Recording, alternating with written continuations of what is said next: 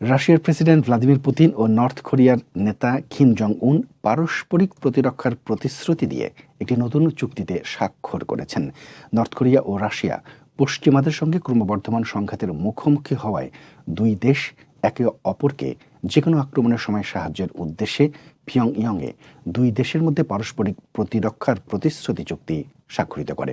বৈশ্বিক নিষেধাজ্ঞার কারণে দুই দেশ কার্যত বিচ্ছিন্ন হয়ে পড়েছে।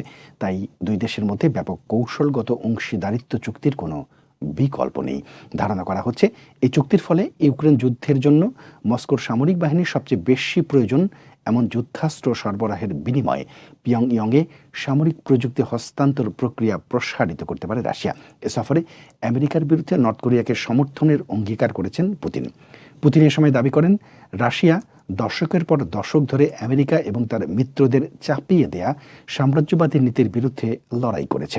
অন্যদিকে কিম তার ভাষণে বলেছেন, রাশিয়া ও নর্থ কোরিয়া সম্পর্ক সমৃদ্ধির একটি নতুন যুগে প্রবেশ করেছে এবং নর্থ কোরিয়া নিঃশর্তভাবে রাশিয়ার সব নীতিকে সমর্থন করবে।